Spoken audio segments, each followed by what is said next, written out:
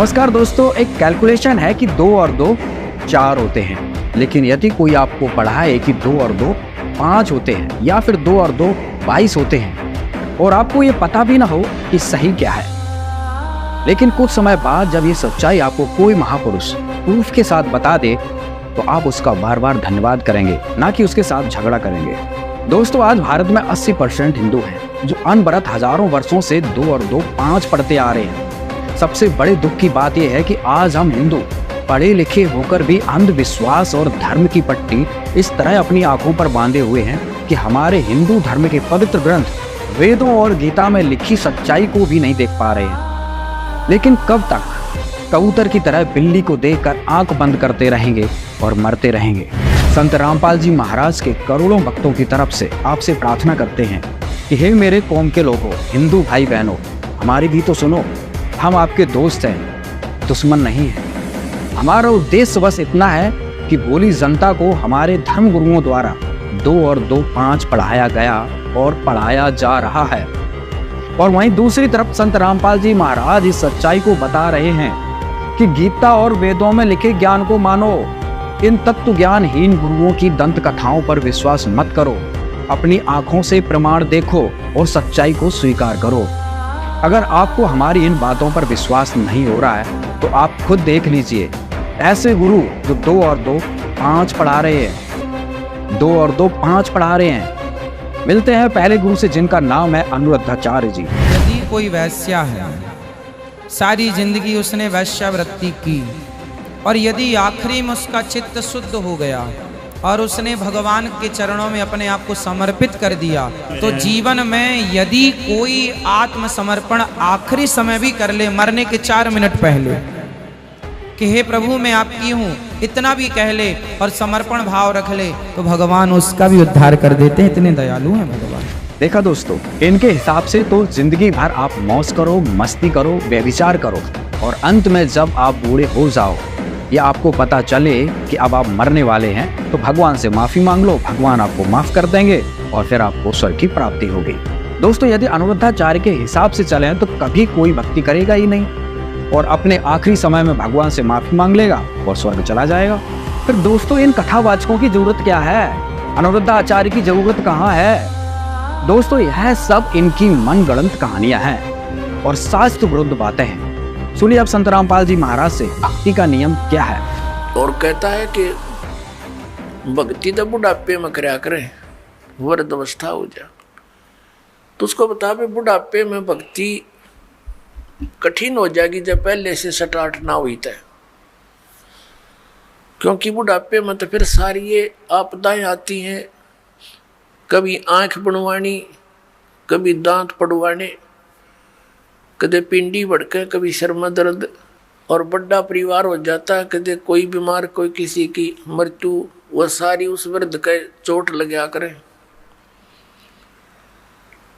और कदे खांसी सतावे, कदे और 100 समस्याएं हो जाती हैं, उठ के बैठा जाना। और क्या पता वृद्ध अवस्था तक प्राणी जीवित रहेगा कि ना रहेगा। तो भक्ति के लिए तो संतों ने बताया है, सदग्रंथों में भी यही लिखा पाया है कि भक्ति के लिए जब भी बच्चा 3 वर्ष का हो जाए, बोलने लग जा, 3 वर्ष के बालक को उपदेश दिला देना चाहिए। जैसा भी करे वो थोड़ा बहुत करता रहेगा, क्योंकि घर में जब चर्चा चलती है, मंत्र चलेंगे तो वो भी बोलेगा, अपने आप बोलता रहेगा। बच्चे को ज़्यादा असर होता है, प्रभाव बनता है। तो 3 वर्ष तक बच्चा माता पिता के आश्रित होता है। माता पिता ने दीक्षा ले ली, मर्यादा में रहेंगे तो परमात्मा उनके उस स्तर के बच्चों की भी रक्षा करेंगे और फिर उन बच्चों को नाम से जोड़ देना चाहिए। तो फिर क्या देखा, 1 महीने के बाद फिर उसी गांव में, नगर में जाने का परमात्मा ने संयोग बनाया। सत्संग था। तो दूसरी बार जब दास गया, वहां पता चला कि वो व्यक्ति जो यहाँ वाद विवाद करे था, वो उसकी मृत्यु होगी। और मृत्यु भी कैसे होगी, कैसे हुई? बड़ी दर्दनाक तरीके थे। उसका अपना एक कुआं था, इस साइड की बात है, बाडड़ा साइड की, हरियाणा की। उसका अपना एक कुआं था, उस कुएं में नीचे जल था। कुएं में से वो ट्यूबवेल चलाते हैं, तो सारा दिन ट्यूबवेल चलाया, पानी कुछ नीचे चला जाता है। वो पानी नीचे चला गया कुएं का, और वो स्नान करने के लिए वो क्या करता था, उस कुएं में ही उसने नीचे पत्थर की पैड़ी सी लगा रखी थी, उन पर बैठकर स्नान करता था। जब कुएं का पानी भरा होता था तो वो ऊपर की पैड़ियों पर बैठकर वहीं नहा लेता था।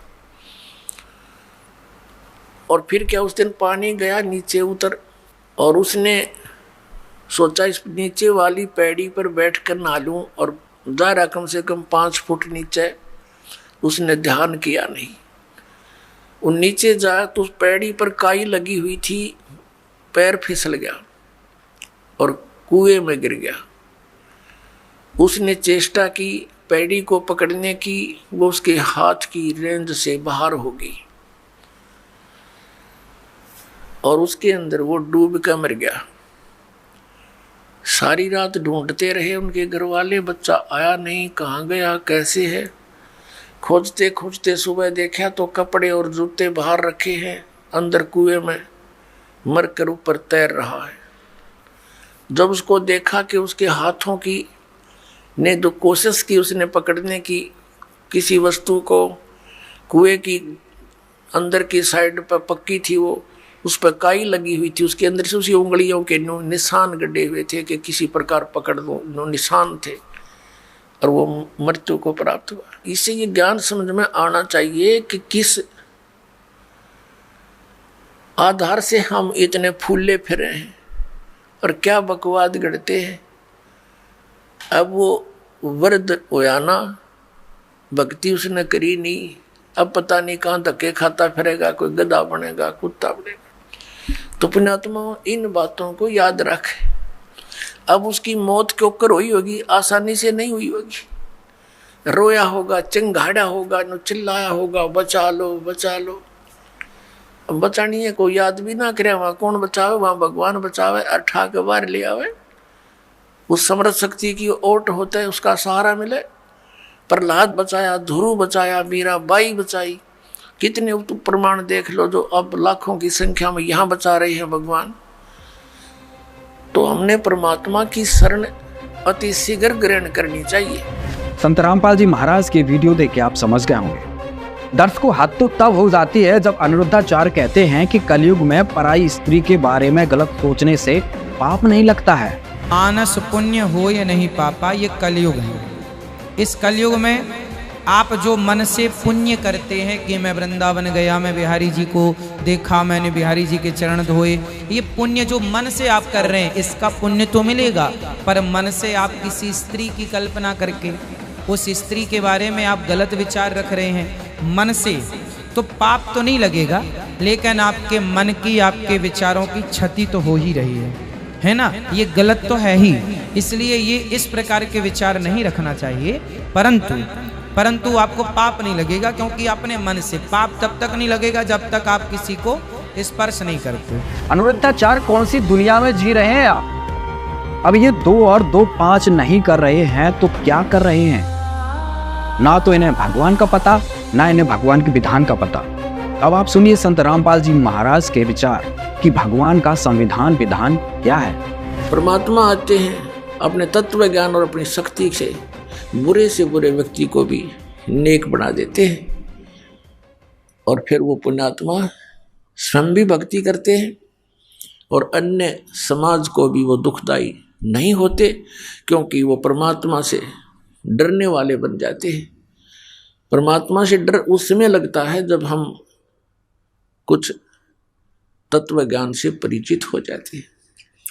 तत्व ज्ञान से परिचित होने के बाद परमात्मा कहते हैं तुमने उस दरगाह का मैल नहीं देखा और धर्मराज के तिल तिल का लेखा, कि तुम यहां गलतियां करते हो, रिश्वत लेते हो, किसी को सताते हो, अपने से निर्बल को तंग करते हो, परमात्मा के पास तुम्हारा एक एक श्वास का अकाउंट है।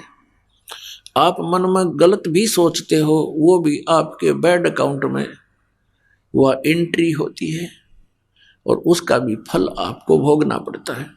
अब विचार करो, सो नारी जारी करे और सुरापान 100 बार, एक चिलम हुक्का भरे वो डूबे काली धार। ओए होए, एक पर नारी गमन करने का, पर नारी के साथ दुर्व्यवहार करने का, दुराचार करने का कितना पाप बता। 70 जन्म अंधा हो डोले।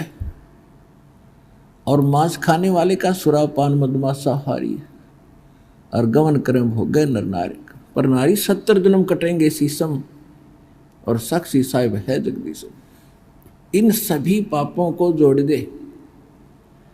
शराब पीने वाले को जो 70 जन्म कुत्ते का भोगेगा एक बार पीने से, और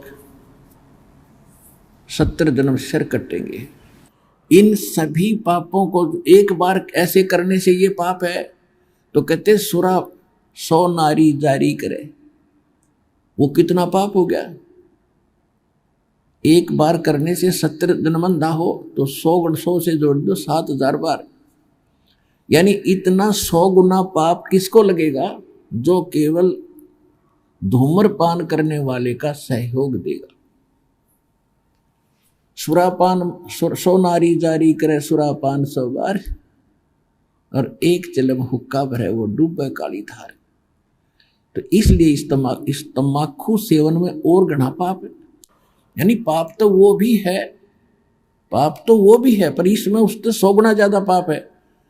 और पाप तो सारे ही है, विष तो विष ही है, तो कुछ तेज है कोई थोड़ा कम है, तो विष को सेवन हमने करना ही ना चाहिए था। आप देखते हो मंत्री लोगों का भी इतिहास सुनते हो, और जजों के बारे में भी सुनते हो, IAS IPS के बारे में, और बहुत से इंजीनियरों के बारे में, डॉक्टरों के बारे में। रिश्वत लेते हैं, धिक्कार है उनके जीवन को, उनको ज्ञान नहीं है इसलिए विष खा रहे हैं। जब ये ज्ञान होगा जहर दिखाई देगा आपको। परमात्मा ने बताया कि तुमने उस दरगाह का मैल नहीं देखा और धर्मराज के तिल तिल का लेखा। तुमने वो स्थान देखा को ना जहां काउंट होता है, वहां छुपा नहीं सकते, वहां गवाह की आवश्यकता नहीं है।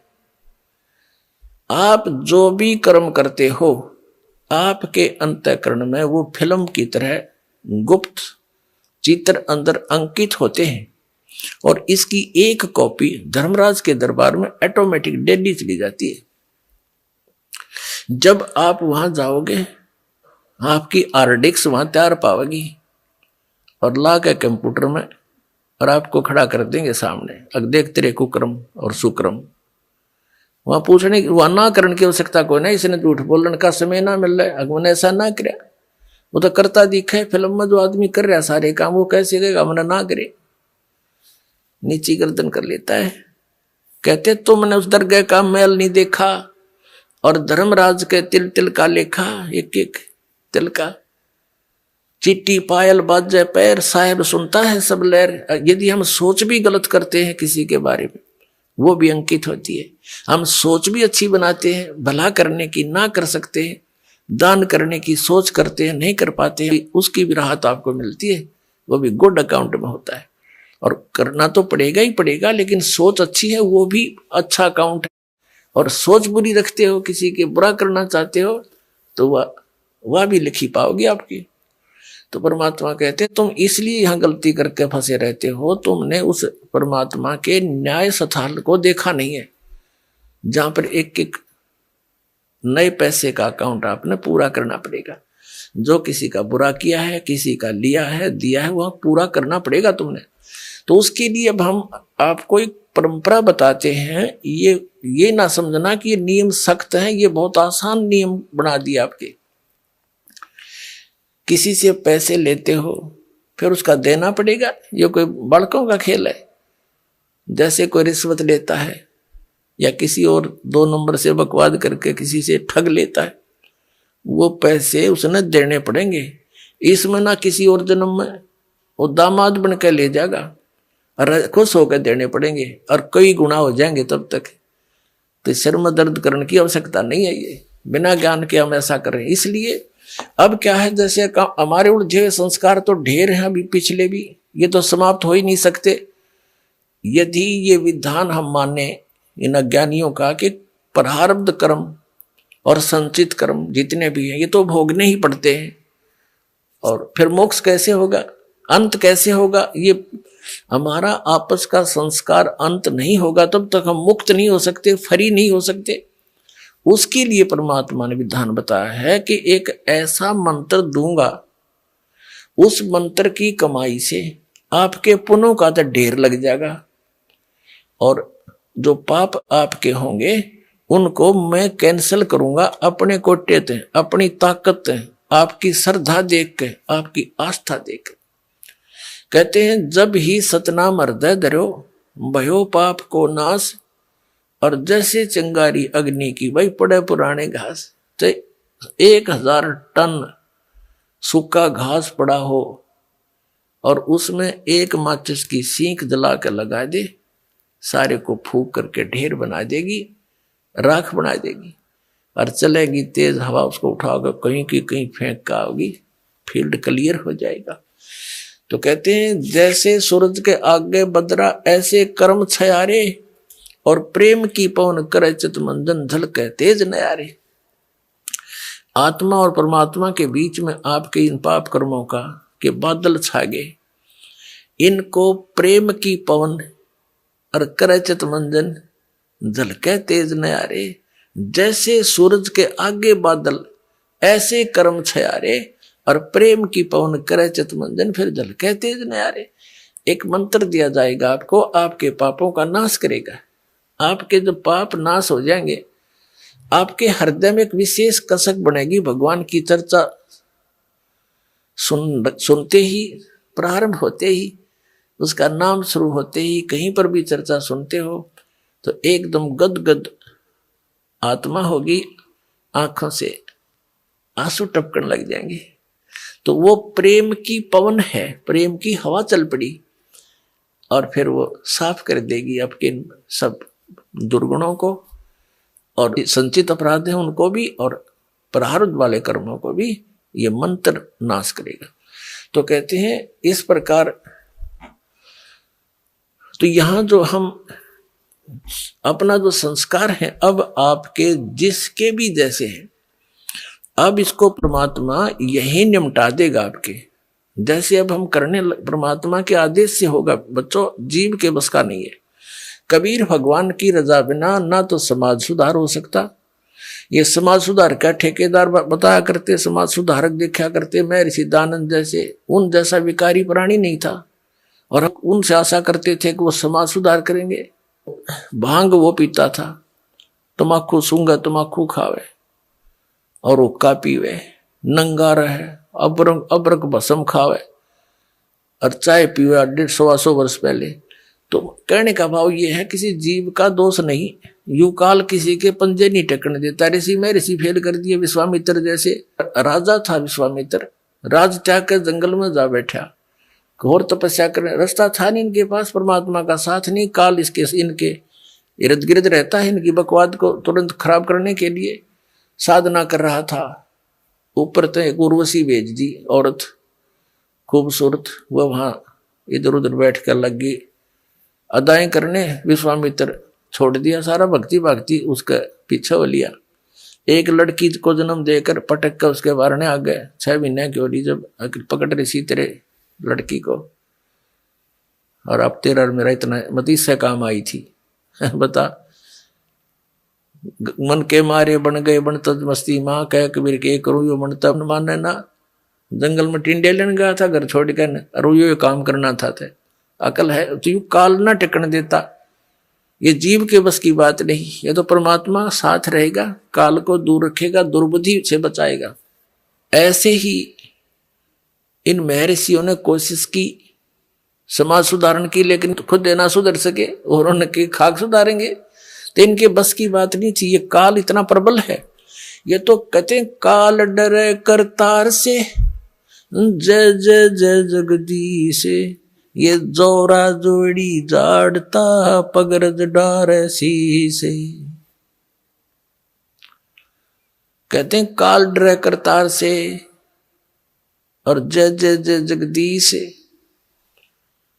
और जोरा यानी मौत परमात्मा के जूते साफ करती है, और पगरज डारे शीश, कबीर परमात्मा के आगे कहते हैं ये मौत और ये काल है, उसके आगे करबद्ध हाथ जोड़कर खड़ा रहता है। संत रामपाल जी महाराज और अन्य धर्म गुरुओं के विचार सुनकर मुझे तो समझ आ गया, पूर्ण मोक्ष संत रामपाल जी महाराज के बताए अनुसार भक्ति करने से ही होगा, क्योंकि संत रामपाल जी महाराज जी हैं जो शास्त्रों की सही सही कैलकुलेशन बता रहे हैं और प्रमाण सहित दिखा रहे हैं कि 2 और 2 4 ही होते हैं। धन्यवाद दोस्तों, हमारी आज की वीडियो में बस इतना ही। बने रहिए हमारे साथ। अगर इस वीडियो से संबंधित आपका कोई विचार हो तो हमें कमेंट्स करके जरूर बताइए। धन्यवाद।